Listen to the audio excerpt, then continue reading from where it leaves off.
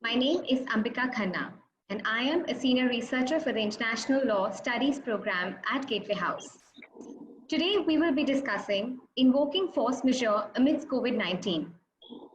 In the chaos that has been unleashed by the pandemic, one of the most impacted is business contracts, domestic as well as cross-border. One of the clauses in legal contracts that has come out of the cobweb is force majeure or act of God. So with COVID, is force majeure a genuine relief for businesses? We have with us today three distinguished experts who will talk to us about the different dimensions of force majeure. Greg Falkof, partner at Eversheds, Sutherlands, a top-tier law firm. Bharat, CEO and founder of Bravia Capital, an investment firm with a focus on transportation and leasing. And finally, Rutvik Patel, Director and Head Legal and Corporate Affairs, TBEA Energy India. Before we start, if anyone has a question, please send it in the chat box. So Rutvik, I'm going to start with you. You represent one of the largest transformer companies with a supply chain in China. Have you had to use force majeure yet? Yes, Ambika, see, as you said that we are originally from China. It's the biggest FDI from China to India. So the force majeure impacted us in two ways. First, when I would say that prior to 25th March and subsequent to 25th March. So the actual pandemic started in China on 25th, lockdown started on 25th January 2020, and which continued there till the India announced it. So first of all, in China, because we have many suppliers, so that was a big issue for us, and that we have received many force majeure letters from our suppliers from where we were importing. That was the first thing. So we had to give it to our customer, because there are two kind of projects we are doing. Like one is product, second is EPC. So where the products are involved, we could able to invoke this force majeure clause, stating that our supplier has invoked this force majeure. Please grant us the relief. And secondly, for civil work, we had no liberty. But thanks to the government, that on 20th February, we received this notification from the ministry. And subsequent to that, till 25th of March, we were able to apply this force majeure clause so far Chinese import was concerned. Because we considered these two aspects. One is export for China, that is import for India, and import from India to other countries. So these two aspects were mainly hampered, impacted. So import from China to India, that we face the impact here. And from same way, if we had to supply the product from India to China, so our export was also affected. So we had to invoke this force majeure clause not only to our Indian customer, to other customers also, out of India also. Secondly, 25th March onwards, we have experienced lockdown in India while China started working. So whenever we had to receive the goods from them, even for the emergency services, we could not able to receive it. And therefore what happened? We had to whatever the requirement was stuck up. In China, nothing could be imported, nothing could be exported. India, nothing could be worked out. Again, we had to invoke the force majeure clause. So this is the double impact for TBA India. One, before 25th, second, after subsequent 25th. So this kind of impact is very difficult for us to sustain. So force majeure definitely we have invoked for the product supply. One product supply, again, if the component is coming from China, customer entertained our force majeure. If the component was not coming from the China, again, we sent the letter just to get the benefit of the force majeure. They said, why are you seeking the force majeure advantage? Because things are not coming from China. So it is still, you can assemble, you can manufacture in India. So force majeure clause was not entertained. And and after that, our export orders, like some exports to USA. So USA, though there was a COVID, it was open. So USA was asking, but we could not able to do it. Same way, China was ready to import India, but we were not able to work out. So same way we had to work out again on force majeure clause. But these clauses were not applicable till 25th for our civil projects. So civil projects, no impact. So though we are Chinese company, though whatever is required to be performed in India, no force majeure clause was invoked. Though what we tried some benefit, but nothing had happened. And subsequent to 25th March, we got everything covered under the force. Okay. Rutvik, I think you put yourself on mute. Hello? Yes. Yeah. Yeah, I think, yeah. Okay, Yeah. so thanks, Rutvik. We'll move to Bharat to see what he has to say now. So Bharat, force majeure is the talk of the town and everybody is using it. We hear businesses are misusing this clause to renegotiate contracts for favorable outcomes. Is this happening? So, Ambika, let's remember that ultimately it's the contract that's the reference point. Forgetting about whether there's COVID, there isn't COVID, all these kinds of things. As a general rule, whether or not force majeure is features prominently in a contract or not, there are three critical aspects that I think your audience should consider. Number one, was it foreseeable? Clearly, the answer in COVID is no. Most contracts that I have seen have not in the past had a pandemics clause. Two, is it force majeure under the contract? So this is clearly a function of the nature of the contract, and you have to look at it on a case-by-case basis. And three, which is the most important, is that is performance impossible? This is probably the most difficult question to answer, meaning, is it impractical? Is it economically difficult? Or is it truly impossible? So the key is differentiating between what is impossible, economically important, or just someone who does not want to do it for whatever reason there is. And so the answer is the vast majority of people are using this to their advantage. Okay, great. Thanks, Bharat.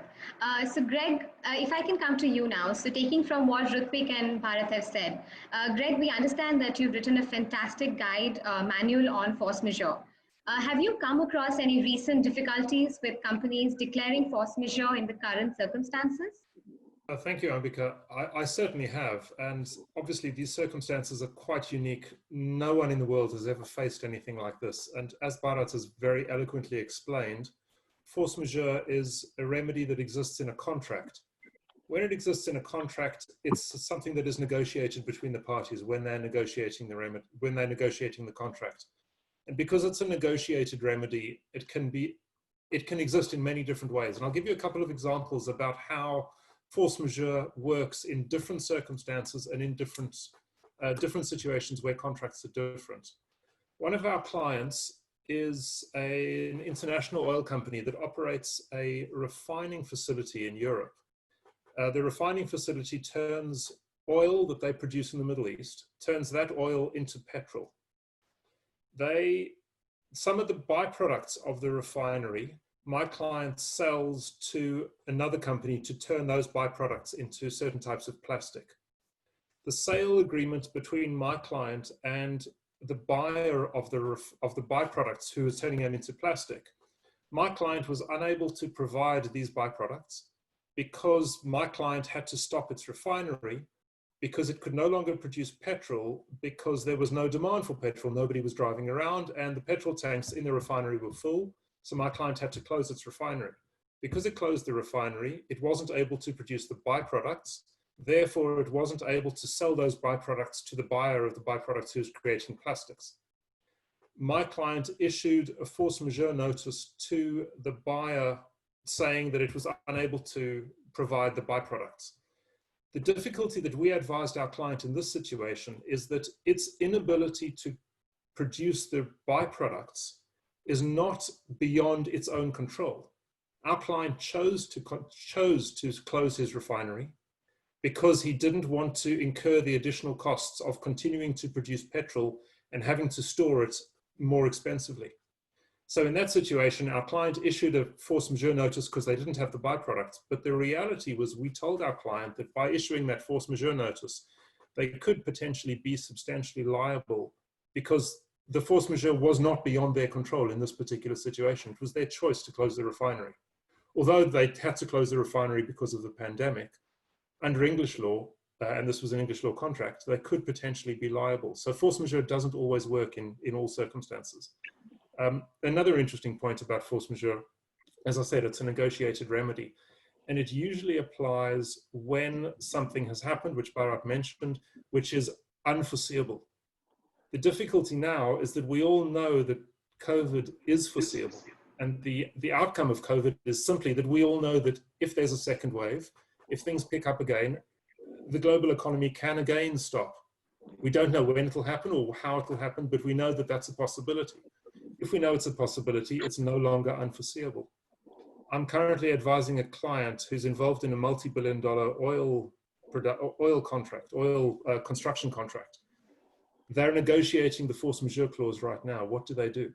Do they include the unforeseeability of COVID as a force majeure event? But we all know it's foreseeable, but we don't know what the outcome is going to be.